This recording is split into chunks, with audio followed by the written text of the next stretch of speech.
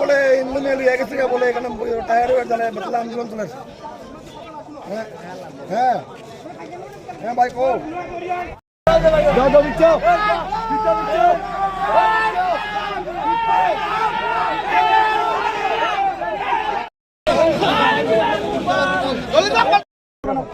আমরা আগে কোন বিষয় সোজা বলছি বম রাস্তা রাস্তা মধ্যে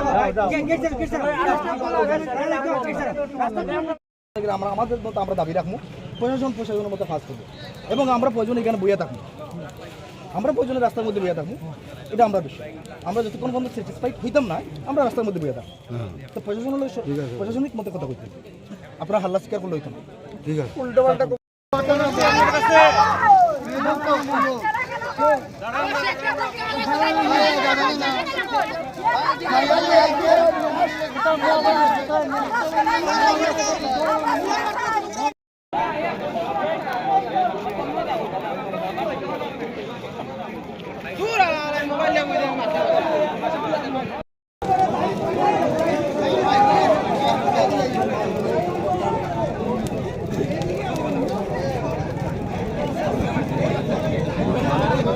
হঠাৎ করে পথ অবরোধ এই কৈলাসহরে যে ভোলাবাসা এই শিলপাড়া থেকে একটা 14 বছরের নাবালিকা মেয়েকে যে আজ সন্ধ্যার দিকে বিধর্মী দুইজন যুবক এসে অপহরণ করে নিয়ে যায়।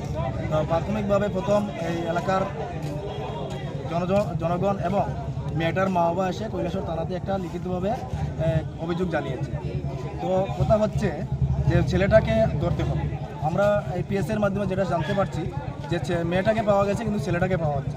এবার হচ্ছে এখানে যারা দেখতে পাচ্ছেন আপনারা, এটা সমস্ত হিন্দু সমাজের মানুষরা এখানে এসেছেন, যে সবার ভিতরে একটা কি বলবো সেটা আগুন জ্বলছে যে 14 বছরের একটা নাবালিকা মেয়েকে এইভাবে বাড়ি থেকে এসে বাড়ির পাশ থেকে জোরপূর্বকভাবে অপহরণ করে নিয়ে যাওয়া। তো এখানে সবাই দাবি এটাই যে অতি তাড়াতাড়ি সেই কুখ্যাত ক্রিমিনালকে যাতে গ্রেফতার করা হয়। ছেলেটির নামে কি কোনো অভিযোগ করা হয়েছে কৈলাসহর থানায়? কৈলাসহর ওমেন পেজে অভিযোগ করা হয়েছে।